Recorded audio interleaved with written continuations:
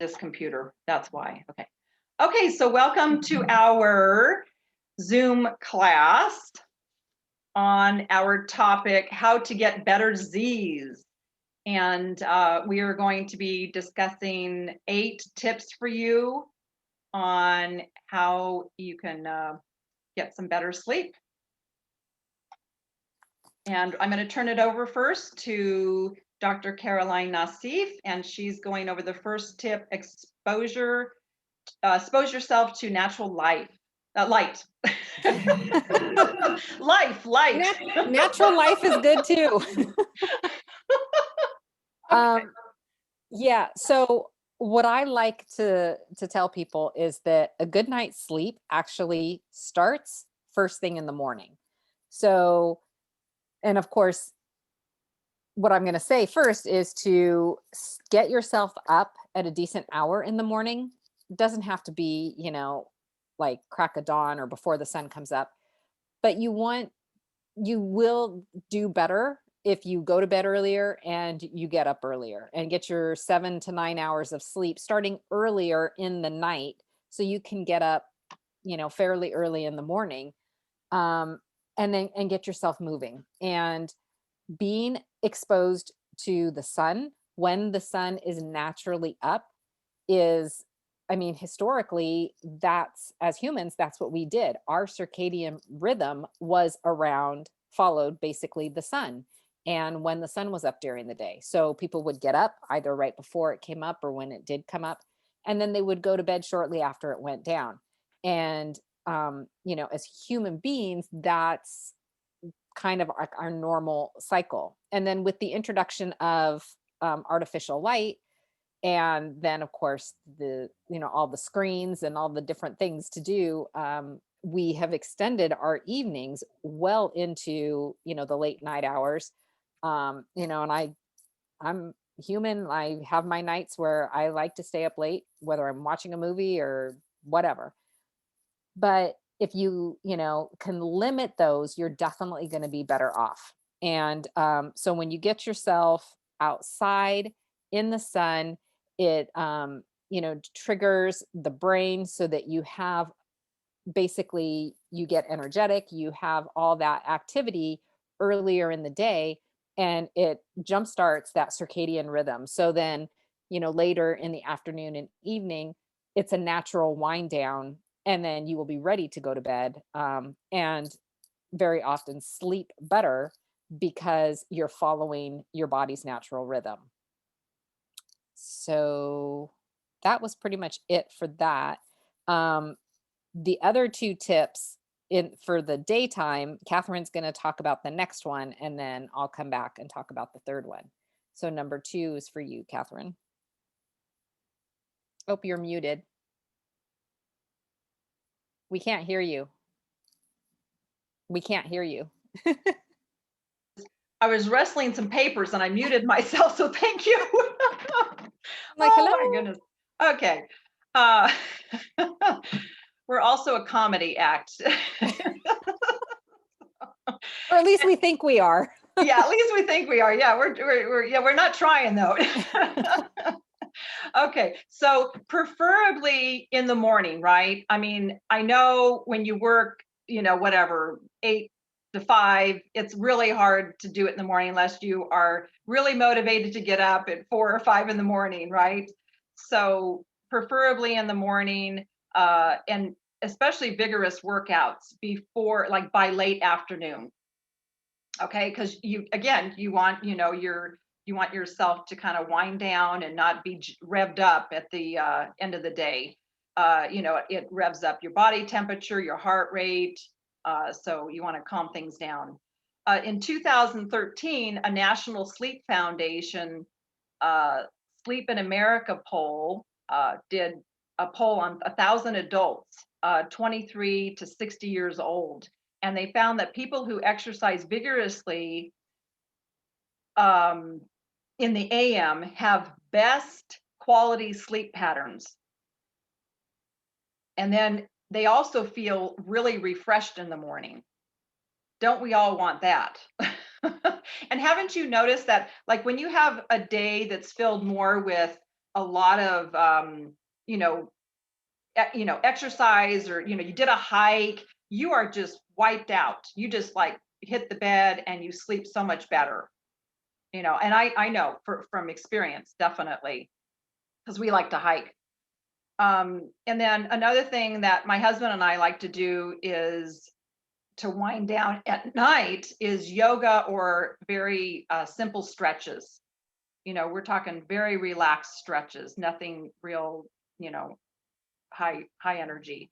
So we do this like in the last hour before bed, and it does really help just to wind down. And I tell you, as you're getting older, everything just starts, your joints and your muscles, they just need that stretching every day, because they just start closing up as you get older, just you know getting real so that's all I have for exercise. So I was going to turn it back over to Caroline about naps, unless you have anything else to say on exercise, Caroline.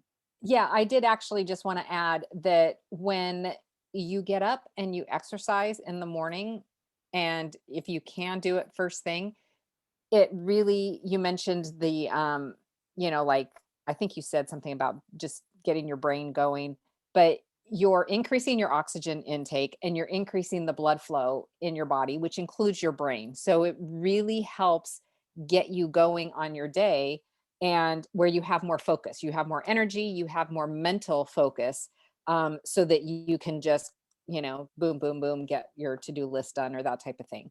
I have found I've been pretty much working out fairly intensely since I was, in my early 20s. And I've always been a morning workout person. I know some people have their different times of day where it works better for their schedule, or they just feel better when they do it at that time of the day. I have always been a morning workout person, and that's the biggest reason for me, is because it just really gets my brain going, because of all that increased oxygen, increased blood flow, and then I'm just raring to go for the rest of the day. So that was pretty much just what I wanted to add for that. And peppermint, I was going to say, adding a peppermint essential oil, you just like breathe it in, especially in the morning, and it just is so invigorating. It actually wakes you up. So, usually that's not your night oil. It's the morning, or when Right. you're going for a run, to open up your lung capacity about 20% more. That's what I found. Yeah. Okay, so naps. Naps, that's a very, very individual thing. So my husband and I, completely different where this is concerned. I am not a napper. He is a napper.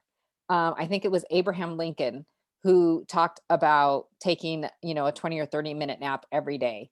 And he just, found that it made him more rested.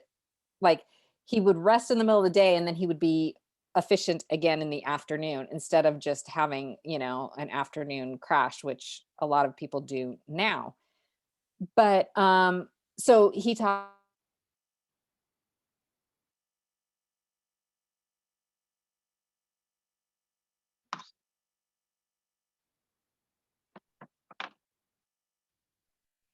Did she freeze? Yeah. Can everybody else hear me? Yeah. Yeah, I think it's on her end where she totally froze. Oh.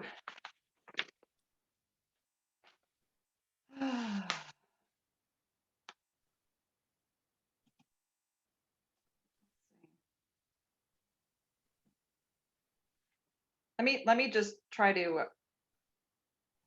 Oh, did she? Maybe oh my gosh, she's totally off now, I think. Can you see her at all? No. Oh, yeah, she says my Wi-Fi went out. Yeah. Okay. Well, she's going to connect to her phone now. Yeah. Well, until she does, wait. Oh, here she is. Oh, there you are. Okay. My Wi-Fi just completely went out. Yeah, we It was all we all saw the pause. So anyway, I'm on my phone's hotspot, so hopefully there won't be a problem there. Okay. Because yeah, we don't have Wi-Fi right now. I'm not sure why. Anyway, okay, so I was just talking about, I forget now, my husband's nap schedule, and Yeah. I think that's what I was, okay. So, anyway, he wakes up from his naps. It doesn't take him long to get going, and then he's good to go. For me, that just doesn't work. It can take me 3 or 4 hours to wake up, even if I take a 20 or 30-minute nap. So I am not a good napper, or I should say naps are not good for me. So there are lots of benefits listed. If you take a short minute, like a 20 to 30-minute nap, you don't want it going longer than a sleep cycle, which is 45 minutes. And, there are a lot of studies that indicate that napping is great. But for those that it, like me, where it just doesn't seem to benefit me in the afternoon, I just do better staying away from naps. Now, the exception to that would be is if I had a really poor night's sleep, or if I'm, fighting a cold or something like that. Those are just extenuating circumstances. But like on a regular day-to-day basis, it's just not good for me. So when it comes to napping, yes, there are lots of benefits, but know who you are. Don't look at the studies, or don't look at the information and just say, oh, well, naps are supposed to be great, I should be napping. Go based on you and your body chemistry and how your body functions, because it may be great for you. It may be may make the afternoon much more difficult for you. So, like I said, this is very individual. So just know, kind of where you are and who you are when it comes to that. And I think that was all I had for that. Okay. So now we're getting into the hours before bedtime. This is tips 4 and 5. And Caroline actually introduced me to this, and I know who he is, Brendan Burchard. And it's a principle, a 3-2-1 principle. Basically, 3 hours before bed, no food or drink. 2 hours, no work. And 1 hour, no screen time.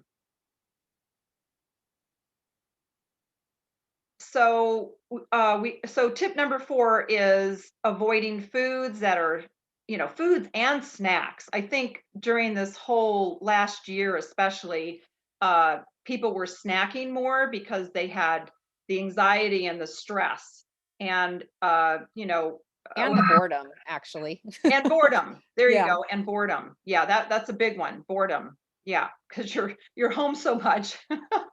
You're so bored. So definitely 2 to 3 hours before bed. And I actually have been doing this myself, because I know I got caught in that habit myself over the past year. We had been snacking or eating a little later, and you definitely see a difference going into bed, if you've eaten an hour before bedtime. And so I've actually been doing this intermittent fasting for a good month now, and I've totally stopped by sometimes 7, but the latest 8 o'clock before I go to bed. And I don't really go to bed usually until 10 to 11 range. So that's, appropriate, before, cutting off my eating before I go to bed. And your digestion is going to be so much happier. And then you won't have the issues like indigestion or heartburn, or, just feeling bloated, or, it just disturbs your sleep. So definitely large meals, you want to do those earlier in the day. Spicy, rich, fatty meals. Don't do them close to bedtime. I think we all know that too, especially as we're getting older, that we can't have this. And then also, just a little tip, it's because as you age, your stomach lining thins.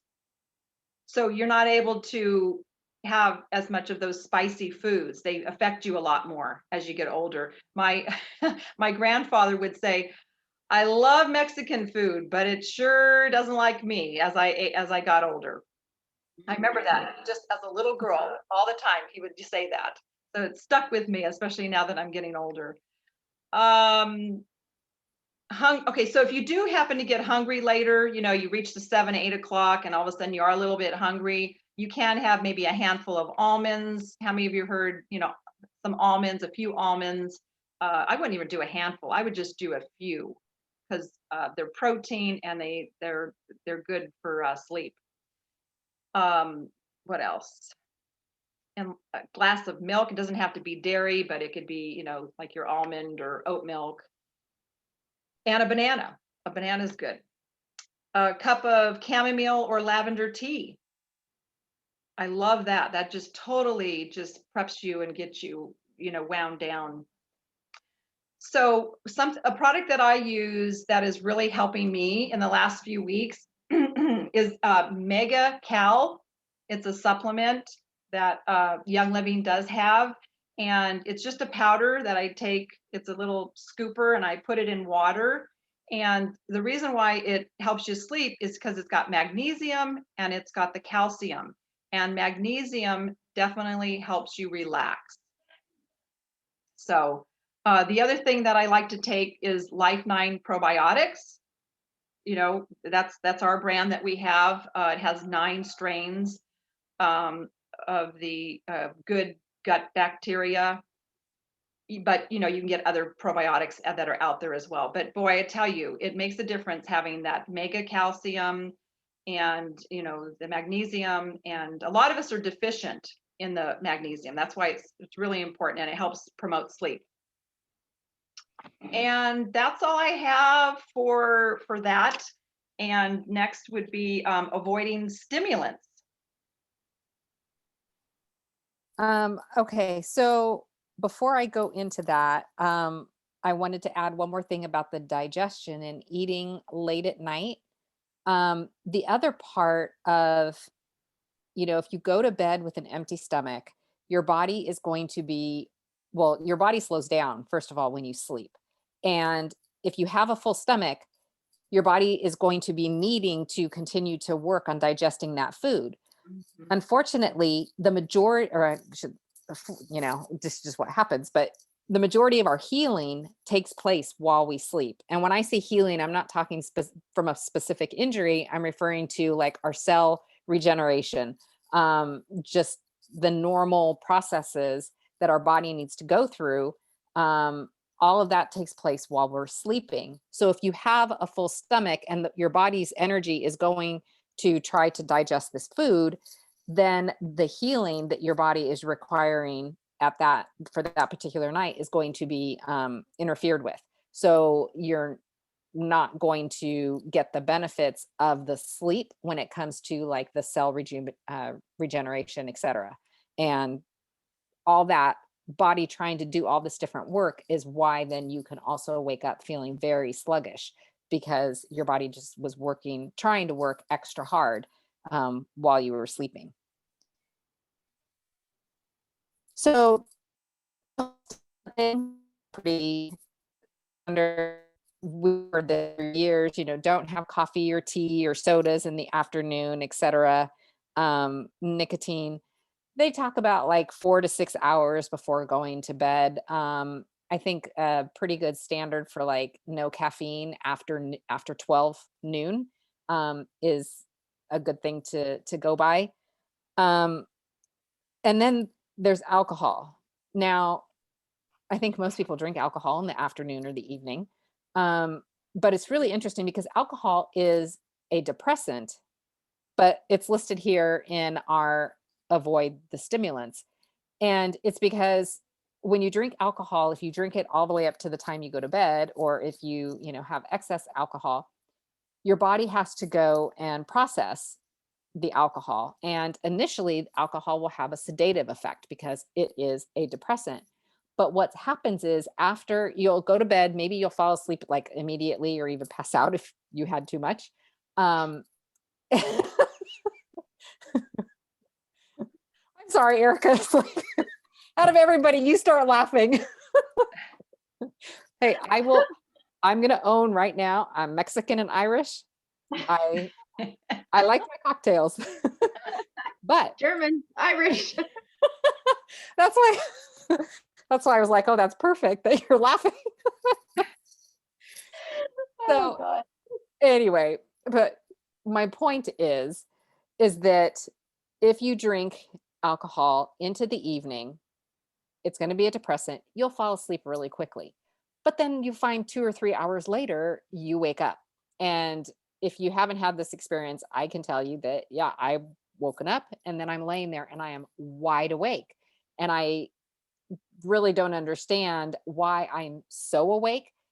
Well, what it is that once your body has processed the alcohol and it's basically gotten rid of the depressant part, you have all the sugar from the alcohol, because alcohol is the most refined form of sugar we can ingest.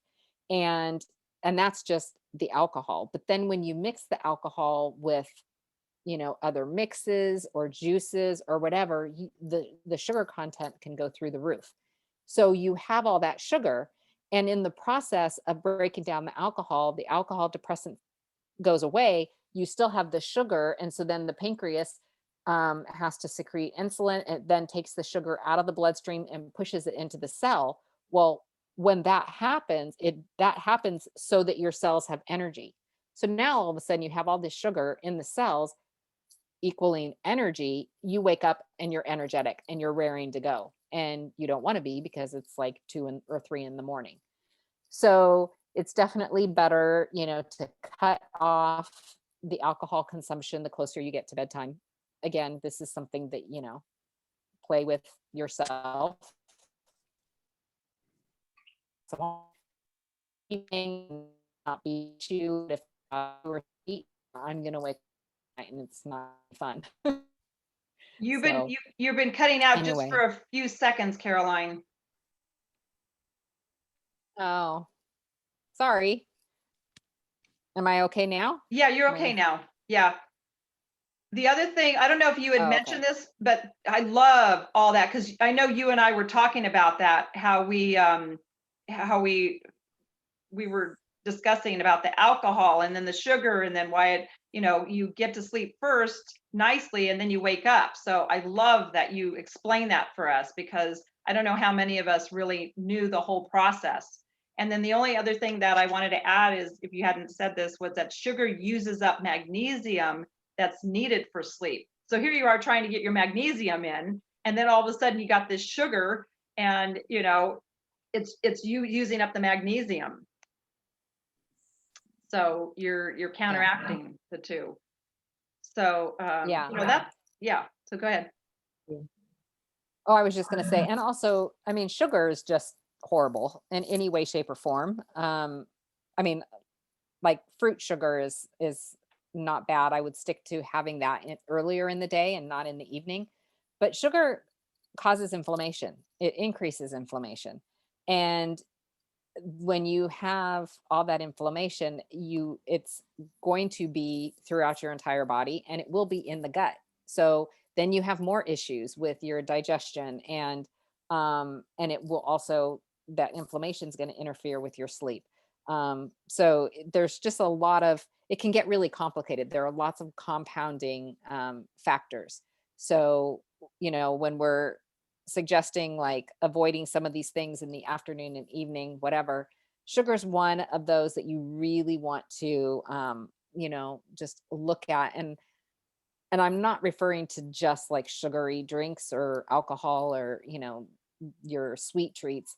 Lots of the white pasta, bread, that type of stuff, those white starchy foods, better eaten in the earlier in the day than at night, because again, at night, then you're breaking down all that food and all of that starch just gets turned into sugar. So when you're trying to sleep, all that sugar is then going into your cells. So it's kind of the same effect. It's just going to give you more energy. Great. Gosh, I love it. Gosh, so many great tips. I mean, I'm even learning from this myself. I love it. Now you're going to really think about what you're putting into your body, especially before you go to bed, I think, you know. So let me just put out that disclosure or disclaimer again, because I just had started recording it and I haven't said that, but we don't tend to treat, diagnose, or cure at all. We're just giving you tools and tips to empower you to utilize natural resources and have them benefit you. And sometimes it takes a while to sort out what is going to work for your body over someone else's body. So it's it's a process. So next we're going into the phase of going to bed on our tips 6, 7, and 8. And what I have first is the bedroom, or is your bedroom sleep friendly? Do you keep it dark, quiet, cool? Do you have a supportive mattress? Oh, I know someone who didn't have a supportive mattress for years, and she kept talking about how she couldn't sleep. And so finally she went out to various places, and I think she got maybe a not a Tempur-Pedic, but it was like one of those that does both. It kind of cools.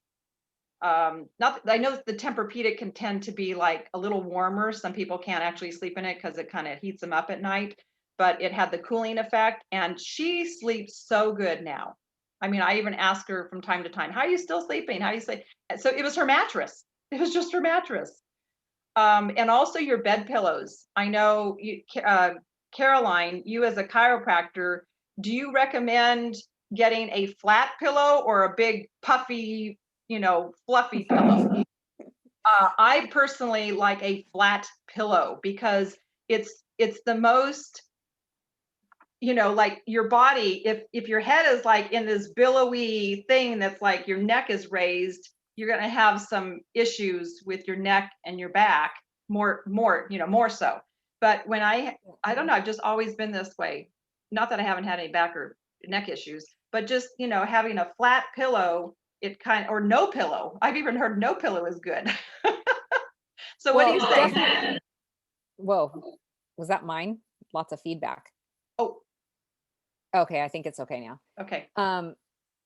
No pillow is definitely better than a big old poofy thing. And I have to say, it just cracks me up when I watch a movie or a show and they show someone in bed and they've got 2 pillows and they're like, okay, I'm going to go to sleep now. But their like head is just propped up with all these pillows. And I'm like, who sleeps like that? Right. But yeah, I mean, my husband and I both have cervical pillows that we use. So it has a little bit of a roll to support the natural curve of the neck. His is an adult size and mine is a children's size because you need it to fit your neck. And, I'm 5'1" and a little, and, I'm petite. And so I need this tiny little pillow. And I tried, I don't know how many adult size pillows. And I just kept saying, no, even the smalls or extra smalls were too big for me. So, had to play around with that. But the key is, regardless of whether it's a cervical pillow or just a regular, flat pillow, the thing you want to look for is that when you lay down on it, you want your ears right over your shoulders when you're laying on your back. And if you can have a little bit supporting that curve, that's great. But you just want to keep the ear over the shoulder for proper alignment. And then if you're sleeping on your side, you want the pillow to be enough so that your nose is right over your sternum. You don't want your head, like if it's too small, your head's going to be like this. If it's too puffy, your head's going to be up there. So all of that's going to mess with the mechanics of not just your neck, but your upper back as well. So I've also got a tip from another chiropractor. When you are on your side sleeping, you shouldn't have your leg over the other one. You should be like that fetal position. You want the fetal position to a certain extent, but a lot of times the fetal position, what happens is someone lays on their side, but they end up doing this. You don't want that because then you're taking your head and you're sleeping like this with, your Uh-huh. chin down. And again, that's going to just, I mean, we already spend the majority of our day with our head down if we're, at a desk. So we're like this so much of our day. When you lay down at night, you want, the head back. I'm going to jump ahead for a second, then we can go back, because I was going to talk a little bit about like kind of my bedtime routine. But my bedtime routine actually goes really well with what we're talking about right now. Oh, okay, great. And what I do, like for my bedtime routine, we turn off the TV and head upstairs, and I usually take a while, like brushing my teeth, washing my face, and invariably I think I need to transfer laundry, and I just kind of fiddle around a little bit upstairs before I go to bed. And then once I'm ready for bed, I'll lay down on the floor with I just refer to them as my blocks. But they're a cervical like triangle, so it's a wedge, and then I have a little roll for my low back. And I lay on those for 20 minutes every night. And you can use these, but I definitely recommend, if you research and you get something, you want to start off very slowly, because some people will have, if they have no curve in their neck, if their neck is, the spine is pretty straight, it can actually aggravate their neck a little bit. So you only want to start initially with like 2 or 3 minutes and then slowly work your way up. But, and the reason I brought this up is because we do spend so much of our time during the day with our head down, that before you go to bed, you just want to restore the proper curve in the neck, lengthen everything, all the soft tissue up front that's been shortened throughout the day, put your head back and get that extension so that this can be then stretched out a little bit. And that is also going to make just your whole sleeping so much better, because you've stretched out the muscles up front that are all like this, and you've let the ones back here that have been stretching out all day long, you've let them slowly contract back. The other thing, once I do that for 20 minutes, and then I get into bed. Now, my husband and I actually, he started it first, and I looked at him like, oh my gosh, you are just, crazy. But he read a book, or he actually listened to it on Audible. And the book is called Breathe by James Nestor. And it's all about breathing techniques. And one thing he talked about in there was, it's all about nose breathing versus mouth breathing. And so many of us, when we sleep, we end up mouth breathing. And that leads to a lot of snoring, and also kind of aggravates the whole sleep apnea thing. So he is a huge proponent of nose breathing, and being very aware throughout the day to breathe through your nose. Try and inhale through your nose when you're exercising. But of course, if you're doing like hardcore cardio, that's much more difficult. But then the last thing is, he recommends taping your mouth closed when you go to bed at night, when you're sleeping. And so my husband started doing this, and the very first night I get into bed and I look over at him, he's laying there with a piece of tape across his mouth. And I was just like, oh my God, this is just too weird. And he did that for a few nights, and he was like, no, I really like it, because I'm actually sleeping or breathing through my nose, and I just feel like I'm sleeping better. And I was kind of like, okay, whatever. But I did say, I didn't hear you snoring. So that was a plus. So after a few days, then I decided, okay, I'm going to give it a try. I am not joking. I woke up the next morning when I woke up, I was wide awake. I was not lethargic. It really made a difference in the quality of sleep that I had and how I woke up in the morning. And so we've been doing it now for 6-8 months. And I've actually joked about, I think I need to leave a note on my nightstand, just in case something happens in the middle of the night, and paramedics have to come and get us in the room, just to explain, the tape is on here. I put it on here. It's there for a reason. Donna's asking what kind of tape. I use it's, I don't know what it's called. It's like the skin Medical tape. tape? Yeah. Just, something that is safe for your skin. So, because when you take it off, I mean, it does it's on there all night long. So when you go to take it off in the morning, it's pretty sticky. And I need to use a little coconut oil to get all the stickiness off sometimes. But it has made such a difference that even though we look like weirdos and, I have to deal with the little stickiness in the morning when I wake up, it's been huge. But if it all interests you, I definitely recommend looking into the book. Again, it's called Breathe by James Nestor. And he goes into the reason that I finally caved and was like, okay, I'm going to listen to this guy, is because he went into a lot of like archaeological and historical information just about our sinuses and our nose and how it's changed and how it has led to a lot of issues that we are now dealing with in modern society.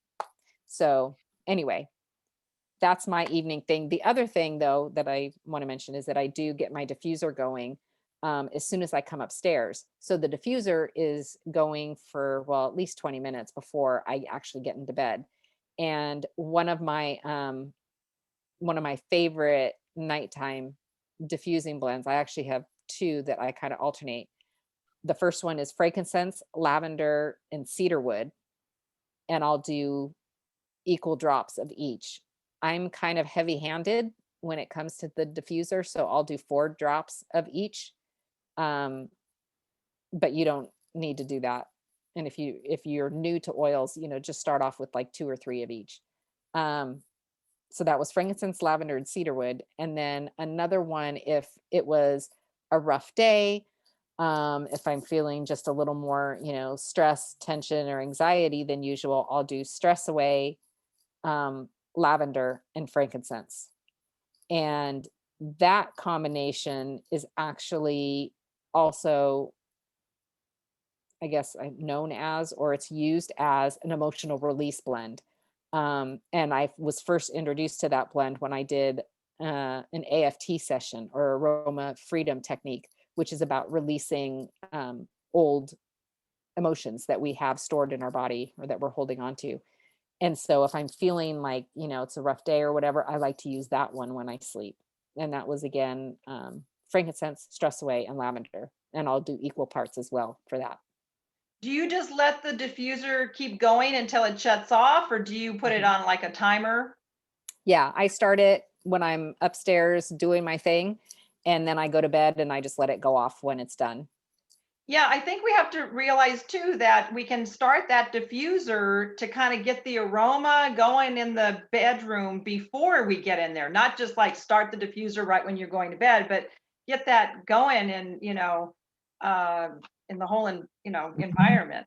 Yeah, I have found that it works really well to just, like you were talking earlier about, the room being sleep friendly, Yeah. and having the diffuser, going early. It just really, not that it like, not about setting the mood, but it kind of, that's what it is. I mean, it just gets the environment and it gets me ready. And it's also, I think, a signal, because I do it every night now, it's a signal to my brain, it's time to wind down. And so, I get the aroma, I get the benefits of the oils. My nervous system is like, oh, okay, there are those oils, we're going to bed. And so it just helps everything, calm down, so that when I climb into bed, I mean, I am like asleep like that.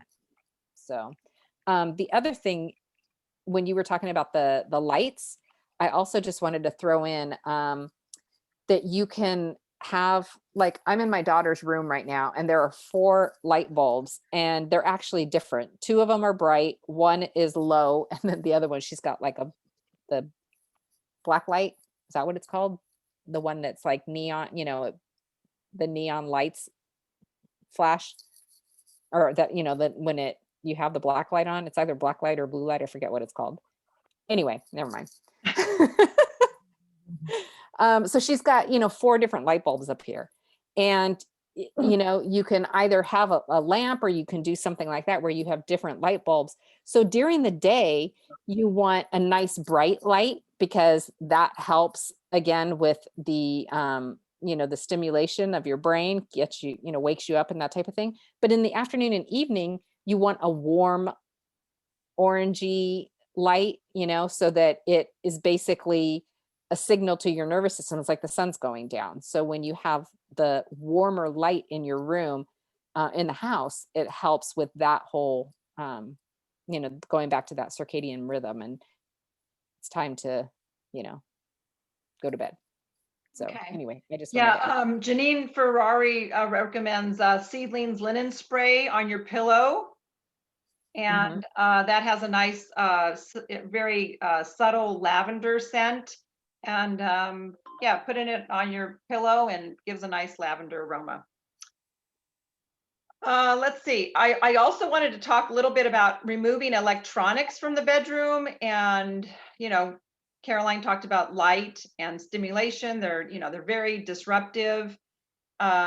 So, some people, they actually need white noise in the bedroom to get to sleep. So they'll put on a fan. So I'm not one of those people, but I can actually, there's some diffusers that are a little bit noisier for me, but I'm fine with like the dewdrop. So it's interesting that, I'm not one that needs white noise, but the dewdrop diffuser is so quiet, it doesn't bother me. Also, 1 extra minute of screen time before bed can rob you of actually 60 minutes of sleep. And that's according to a study conducted by the University of California, San Francisco. So I thought that was an astounding statistic, just one, anywhere up to 1 extra minute. Even Caroline, I think, introduced me to just looking at your phone in the middle of the night. If it has that blue light, it's a cooler light.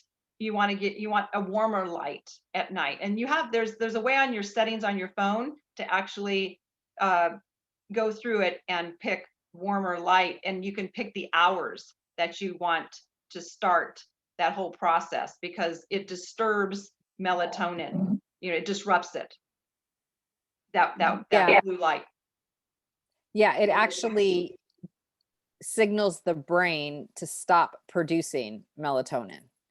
So if you're looking at your phone, or I actually like to read. I know, some people say you shouldn't do anything in your bed other than sleep and have sex.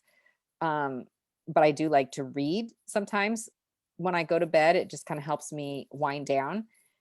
But I'll read a real book and not from my Kindle. I keep the Kindle for during the day because it's another screen.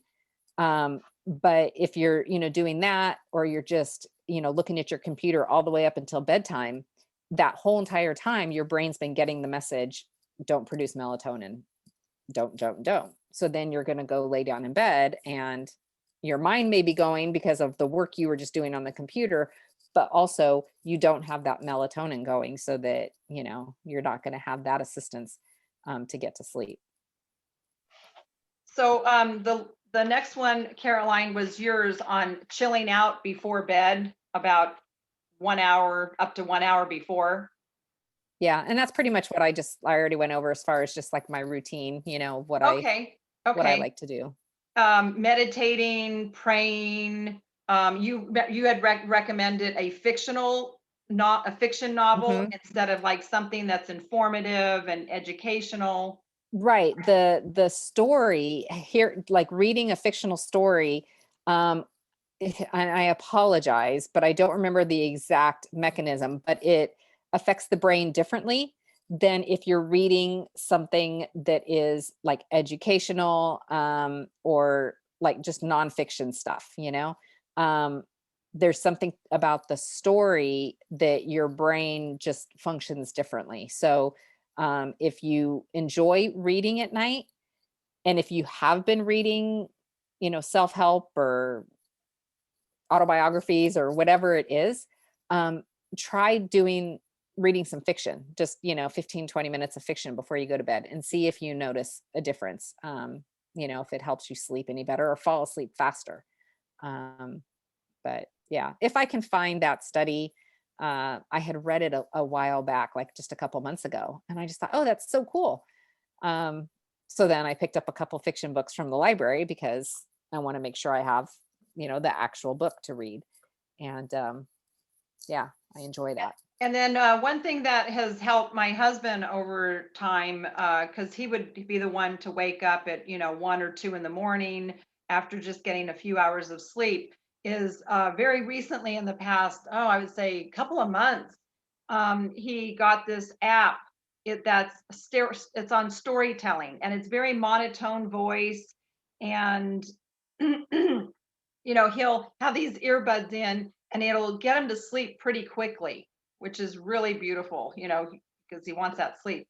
And then if he does happen to wake up, he kind of, plays it, he can either start over again, but that's kind of disruptive. But he plays this, and it gets him right back to sleep again. So he's not, getting up. They do recommend, if you are going to be, sitting and thinking, to just get up and go do something, and then within probably an hour it'll just put you back in bed. But they don't recommend like just 2 or 3 hours of just sitting and not being able to sleep, laying in bed like looking at the ceiling. Yeah. So actually get up. That actually reminds me of a story I wanted to share, and I realize we're at 8 o'clock and Yeah. want to, honor your time and not keep you Yeah. all night. But I just really quickly wanted to say that when I very first got my oils, there were 2 oils. There's 2 stories that I tell people about when I realized there was really something to the oils and that there is actually a therapeutic benefit to the oils. And one of them was peace and calming. And what happened to me was I woke up in the middle of the night and I laid there for 2 hours in bed, wide awake. And this was not an alcohol induced thing. It was just, it was randomly happening a couple times a week probably. And so this night I wake up and I'm laying there for 2 hours and I was tossing and turning and it was just like, oh my gosh. And then I remember, and I seriously had only had my oils for maybe a week. And so it hit me. I'm like, oh my gosh, my oils. So I go over and I'm looking at the time it was the starter kit that had the 10 oils, and one of them was peace and calming. And I heard that's really good for sleep. So I was like, okay. So I took it and I put 1 drop on the bottom of each of my feet, put my socks back on, went and got into bed. And as I was laying back in bed, I said to myself, okay, let's see if these puppies really work. And I seriously think I was asleep like as soon as my head hit the pillow, and I slept the rest of the night, woke up feeling refreshed. And I was like, oh, that was really great. So anyway, peace and calming is really good. It's good for sleep, but it's specifically good for if you wake up in the middle of the night to help you get back to sleep. So that's one that I keep on my nightstand. I don't use it in my diffuser a lot because I like, I comes in the 5 milliliter bottle. So it's a small bottle, and I like to keep it for those times if I do wake up in the middle of the night, because that's when I really notice the benefit from that one. Yes, So. definitely. Yeah. And gosh, another good one for if anyone happens to wake up kind of panicked in the middle of the night. Lavender, going back to lavender, it just can totally, just by smelling it, it just totally relaxes the parasympathetic nervous system within like 20 seconds, just smelling it. So that's been another one from my experience. So it's amazing. So the last one I wanted to go over was consistent sleep schedule. That's really important. Did you already go over that? You did talk about that circadian rhythm, right? And I did. Okay. Yeah. Sorry. Okay. Okay, no, that's okay. I'm glad you did. But that was the 8th one about keeping a consistent sleep schedule. Keeping at the same time, waking up and going to bed for the most part, and then by just maybe 1 hour, up to 1 hour later, waking up and going to bed on the weekend. So you kind of stick with that routine. So good. I'm glad you went over that. Some other oils that you can use is Roman chamomile, which relaxes the brain and the digestive system. It helps with abdominal cramping, and IBS is another one that I've experienced. Vetiver calms the nervous system. Yeah. Vetiver is another one that is amazing. And it's actually good for like anxiety during the day. Kids with ADHD, or even, adults that just have a lot of anxiety. Um, it if you use it during the day, it's not going to make you sleepy. Like Catherine said, it's calming to the nervous system. And using it at night, it helps you sleep because it calms the nervous system. And when your nervous system is calm, you can fall asleep faster. So it's not like it's, going to put you to sleep if you use it during the day. It's an oil that I absolutely love, and it has a very earthy aroma to it. Some people don't particularly care for the earthiness of it. I love it. I mean, I absolutely love it. It is super, super thick. So to get it to pour out of the bottle, you want to walk around with it like just in your armpit for, I don't know. To warm it up. Yeah. Yeah, just for a little bit, because it warms it up. So then it comes out of the bottle. It'll still be thick and it'll still come out slow. But if you don't do that, you'll be sitting there forever. It I just know doesn't it's pretty thick, and it's like you're waiting for a drop to come out. Yeah. Yeah. So a recipe I have is 2 drops of lavender, 2 drops of Roman chamomile, and 1 drop of vetiver. That you can actually just, use it neat if you prefer, or like do 50-50 carrier oil if you are sensitive, you have sensitive skin. You can apply it to your neck and your forehead. And ylang ylang, I don't know that we mentioned that one. That's a good one for improving mood and supporting and releasing your emotions. So again, you want to, we're processing our emotions at bedtime. That's why sometimes and then orange actually helps release feelings of fear and anxiety, in my experience too. Yeah. Orange is really good. Usually all the citrus oils usually are good mood oils. Yeah. Gosh, I had You had mentioned Valor earlier. yeah. And the interesting thing about Valor is that it is really good for snoring. Yeah. And what you want to do is take a drop and put it on the bottom of the big toe. And so on the bottom of like each big toe.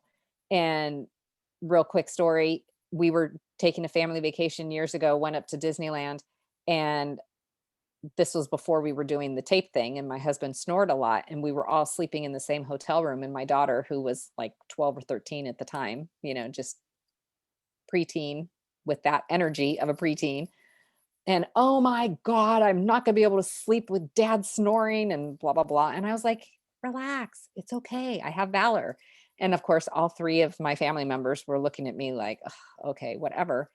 I'm like, no, just you wait. And so I put oils on his big toes before we went to bed. I put the Valor on there, and we all get into bed, and I was like, good night. And they're all like, my kids are just grumbling.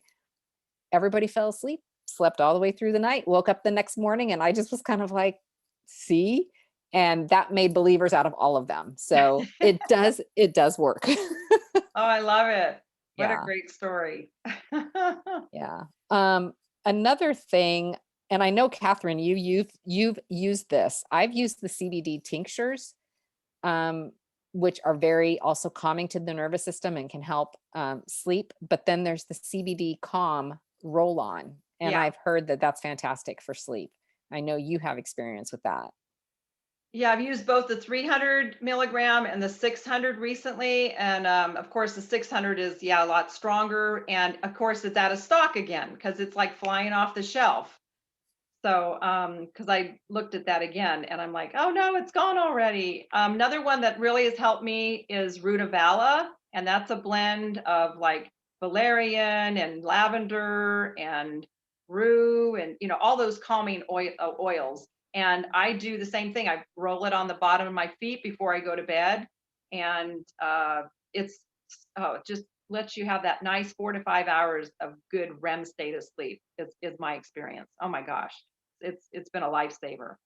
And then Dreamcatcher, I've added that on top of it and just rub it on the back of my neck. It's a blend. It's amazing.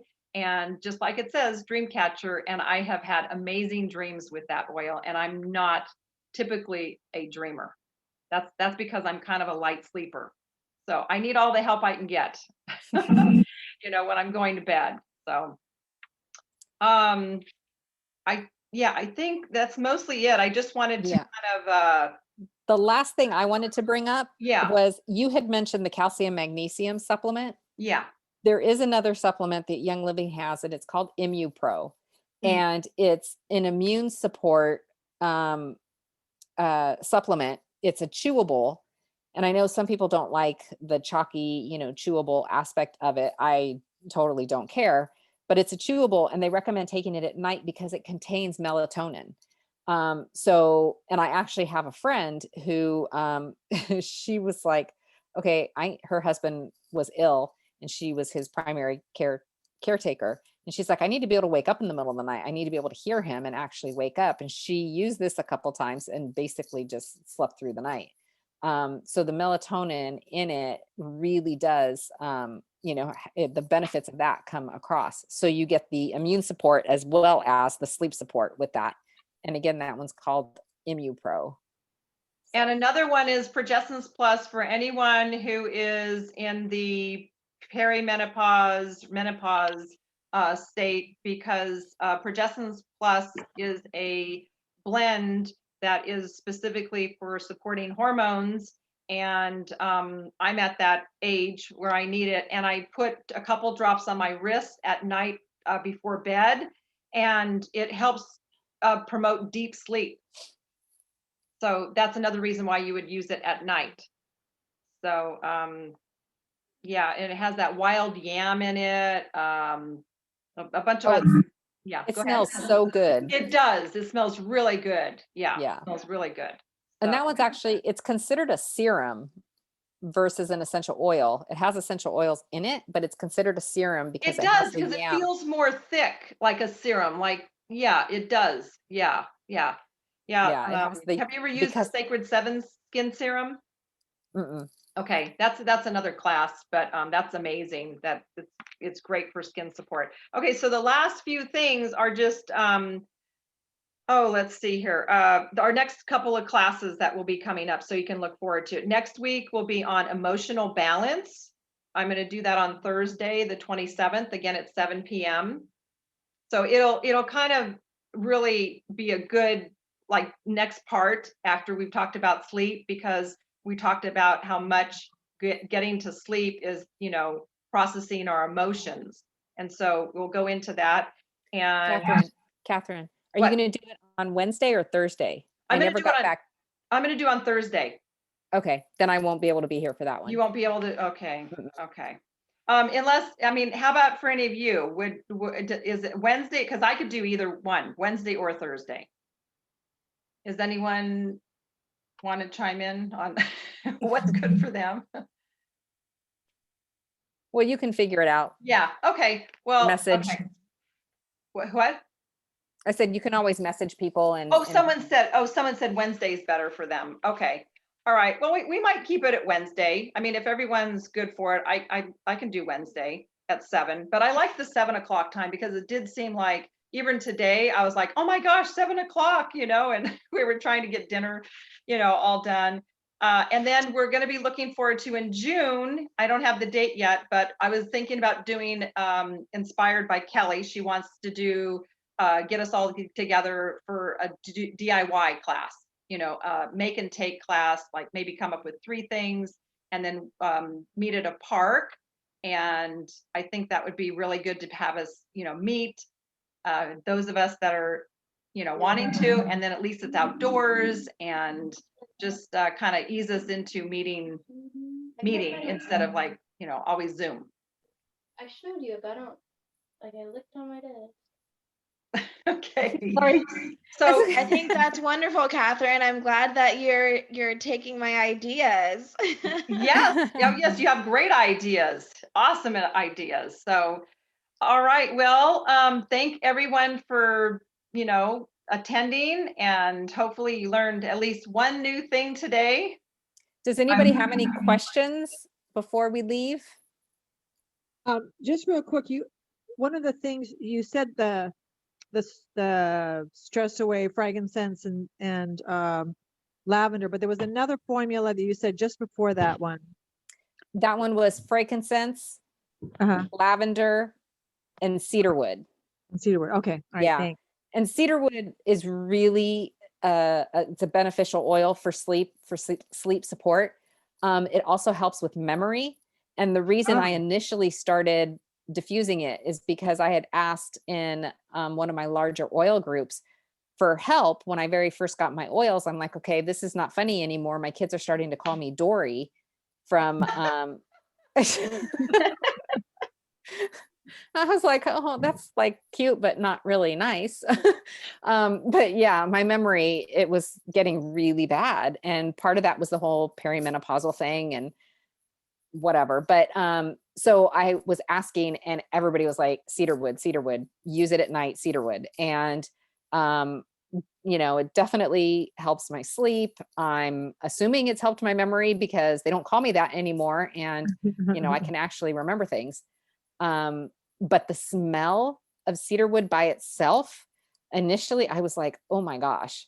But then when I put it with lavender, just the two, it smelled great. But then when I added the frankincense, I was like, oh my gosh, I love this. And for me, frankincense is so calming and just soothing. I mean, nothing soothes my nervous system like frankincense. And that is probably my all-time favorite oil that I will never be without because I use it for in so many different ways for so many different things.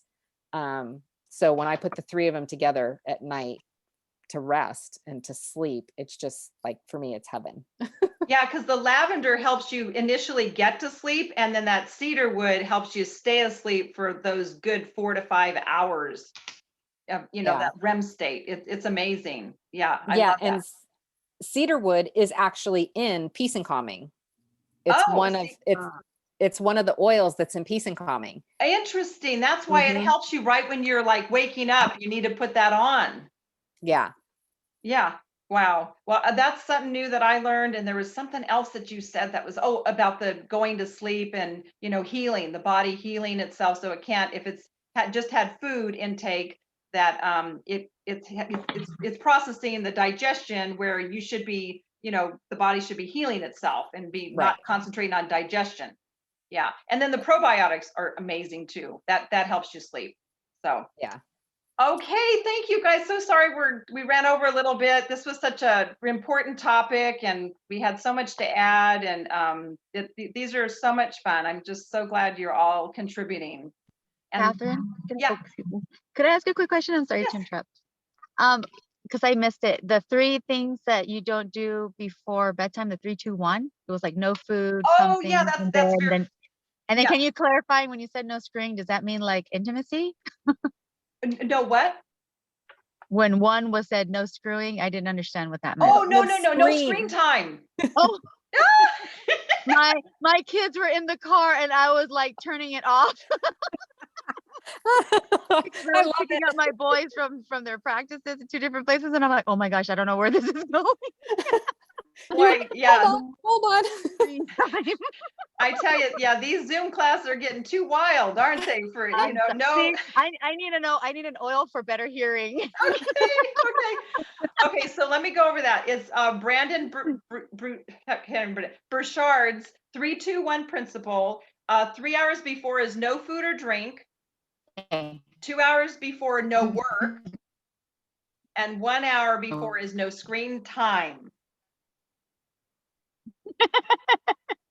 Thank you. Yeah. And again, thank you so much.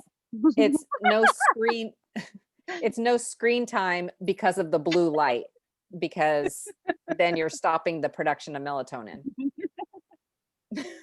Okay. I still hear someone giggling. I was like, wait a minute. Even if it was what I thought that helps you to sleep better. Yes, it does. All right. Thanks, Marissa, for giving us a good laugh. Yeah. I know. And that's actually a good segue into, there is a class for that too, as far as, just. Yes, we should have one. That would be nice. And exciting. Yeah. In the bedroom. Yeah. One of the classes for that would be everything under the sheets, in between the sheets, and hormone related. Yeah. Yeah, that Lucy Libido class. That's a good one. Yeah. Okay. So, all right. Sounds Well, good. thank you, everyone. Okay, have a good night.